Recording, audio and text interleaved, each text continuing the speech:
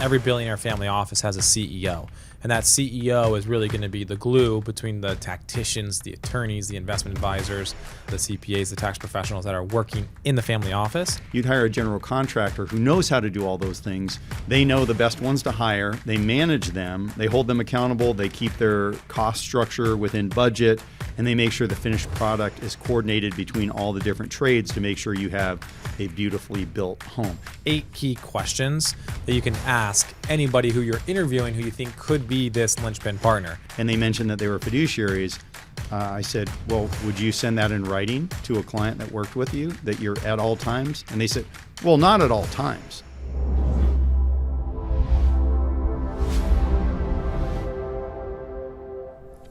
Jim, welcome back. Chapter 7. Thank you. Billionaire Wealth Strategies for Entrepreneurs. The Fractional Family Office. The Fractional Family Office. Well, this is a important topic. We're going to talk about the Linchpin Partner, and this is modeled, really taken from the billionaires. Every billionaire family office has a CEO, and that CEO is really going to be the glue between the tacticians, the attorneys, the investment advisors, the CPAs, the tax professionals that are working in the family office, and then the family, who's actually dictating, hey, what are we trying to do and what are we trying to accomplish? Yeah. Within the fractional family office model, the linchpin partner serves as that CEO role, that connection point between the entrepreneur and then all of the wealth wheel or those team of professionals. So what I want to do here is for you to start by teeing up really the 3 big ingredients or the 3 big themes that any entrepreneur should be looking at when trying to understand, do I have a linchpin partner? Yeah, before I do that, I was just thinking of a good analogy for this, and that would be the general contractor if you're building a home. Now, if you're building a home and you say, gee, I don't really know how to frame a house. I don't really know how to pour the foundation. I don't really know how to do the drywall and the roof and all those different things. You'd hire a general contractor who knows how to do all those things. But then when they're hiring the framer or the drywaller or the people who do the foundation, they know the best ones to hire. They manage them. They hold them accountable. They keep their cost structure within budget, and they make sure the finished product is coordinated between all the different trades to make sure you have a beautifully built home. And that's what the linchpin partner should be doing. And by the way, I know in construction it doesn't always work that way, but ideally that's how that person should work. And the same thing with the linchpin partner, putting together all these things as you just mentioned for the family. So the 3 things that you need in a linchpin partner is, first, you need a specialty. You do not want a linchpin partner who doesn't specialize and only work with entrepreneurs. So if you're working with a firm who says, hey, we help people who inherited their money, we help people who are entrepreneurs, we help people who got their money through divorce, we help people who won the lottery, right? Those are generalists. You want to work with a firm that only specializes in working with entrepreneurs. So why is that? It's because with specialty comes our expertise. The same reason you wouldn't want someone to do brain surgery on you who said, yeah, I deliver babies in the morning, I do brain surgery in the afternoon, and in the evening I actually do counseling for people. I'm a psychologist. So you want a specialty in that area where you need that kind of work. So making sure that that firm has specialty and works only with entrepreneurs. Second thing you need is experience. You do not want someone building a fractional family office for you if they have only been doing that for a few years. I know we've been doing this for 27 years, and we learned a lot in the early years. We made mistakes. We fumbled the ball a few times, but that helped create the knowledge and the wisdom that we utilize today. So that's the second piece. And then the third is a fiduciary standard of care. That's a fancy legal term that just says that that firm has to put your interest ahead of their own by law. However, that term has been bastardized a lot over my time in the industry over the last 31 years, because what a lot of even the big brokerage firms and banks figured out is people like that term fiduciary. They like to think that someone has a legal obligation to them. So then they started doing things like dual registration, where you wear a hat of a fiduciary part of the time, but then you wear a hat of a broker or a salesperson the other part of the time. And I've never seen advisors who say, oh, wait, time out, I'm taking off my fiduciary hat, putting on my sales hat, so now you got to be careful and you maybe need other representation, or you need to think twice before you move forward with anything. So the fiduciary standard of care is critically important. As you know, we put our flag in the ground years ago, and unlike any firm that I know, we never take commissions, we never take hidden payments on private deals or any other compensation. We never take referral fees, and we're not an asset gathering firm.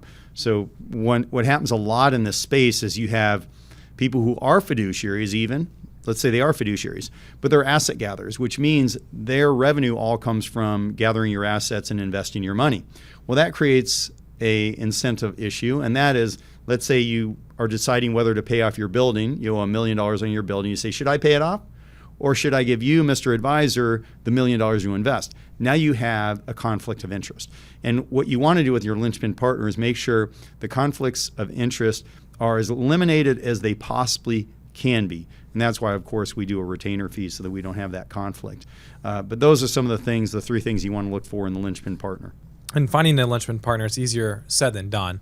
But I think one of the most valuable things that we've provided in this book, and it's on page 228 and 229, is 8 key questions that you can ask anybody who you're interviewing who you think could be this linchpin partner. Because remember, this is going to be the person who's going to be the CEO of your fractional family office. Yeah. So the number one here, I'm going to read some of these through that I think are really powerful.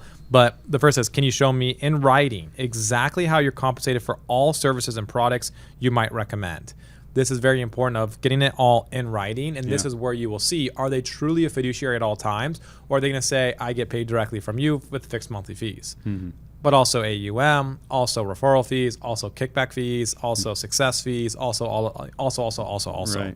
So that's a very important question because, as we love to say, Charlie Munger, show me the incentive and I will show you the outcome. Yep. What's another one here, Jim, that really hits home for you when you're looking at these different interview questions? You know, I'm going to throw one in there that's not even on this page. A bonus question. Yeah, a bonus question. And that is, send me something in writing that says, well, I'd ask the question first, are you a fiduciary at all times in our relationship? And if they say yes, say great. I'd like you to send me that in writing that specifically says you are a fiduciary at all times in our relationship.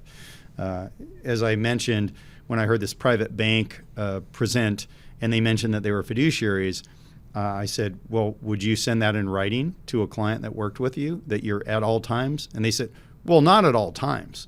So that can flesh that out as well. So I like that question. It's not even on this list. Buy the book so you can see this list of questions, but that would be a question I would add. And one thing too that I really like here, and this is question number 2, experience. Because Elon Musk, if you study his interviewing process, he always wants to go deep into the details of a specific problem to see, was this person the one who actually was doing the work, or was this just some manager of a manager who could tell you what kind of was done but didn't actually do the work? Because he wants the doers, the builders.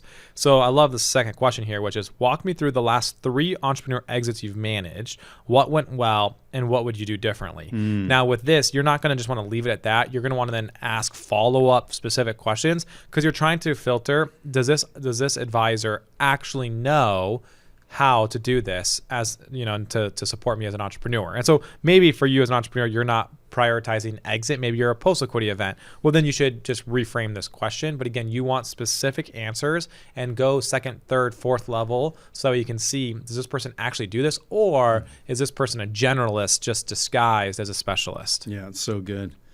Yeah, I mean, these are all really great questions. It's almost like we wrote them. Yeah, I know. It is almost like we wrote them. This is always a good one. I'd like to confirm you've helped entrepreneurs like me. Can I speak with some? And by the way, nowadays, because testimonials are illegal, you can actually do testimonials. If I were going to hire anyone, I would go to their website and see how many testimonials they have. I mean, they should have a lot if they are really good at their business. And if they have 1 or 2, I would say even the worst organization can have 1 or 2 testimonials. You want to see multiple testimonials to show that others have worked with this firm and also are willing to publicly admit that they had a great experience. Yep. I couldn't have said it more. So hiring a linchpin partner, finding the right linchpin partner, so critical. Make sure they're experienced, make sure they're a specialist, and make sure they're a fiduciary at all times. So they must put your needs ahead of their own. And that's the requirement because that's the building block and the foundation on which someone who's going to lead your entire fractional family office. The single most important decision you can make, and a lot of this book takes care of itself if you get the right linchpin partner. Yep. All right. Jim, I'll see you back here for Chapter 8, where we're going to talk about maximizing business value and getting ready to sell your business. I look forward to it. Thanks for listening to the Make Rich Real podcast, where million-dollar businesses meet billionaire strategies. Please note the following disclosure. This podcast is provided by Dew Wealth Management, an SEC-registered investment advisor. Registration with the SEC does not imply a certain level of skill or training. The information presented in this podcast is for educational and informational purposes only and should not be construed as personalized investment advice, tax advice, or legal advice, or a recommendation to buy or sell any security. Nothing discussed in this podcast constitutes a solicitation or offer to provide investment advisory services to any person in any jurisdiction where such solicitation or offer would be unlawful under the securities law of such jurisdiction. All information presented is believed to be reliable, but is not guaranteed for accuracy or completeness. All investing involves risk, including the potential loss of principal. Past performance, if mentioned, is not indicative of future results, and no investment strategy can guarantee profit or loss. Any mention of specific securities, investment strategies, or market performance is for illustrative purposes only and should not be considered a recommendation. Economic and market conditions are subject to change, and any opinions expressed are currently only as of the date of this recording. Before making any investment decisions, please consult with a qualified financial professional who can assess your individual circumstances, risk tolerance, and investment objectives. For more information about our services and fees, please refer to our ADV Part 2A, which is available at our website, dewwealth.com, or upon request.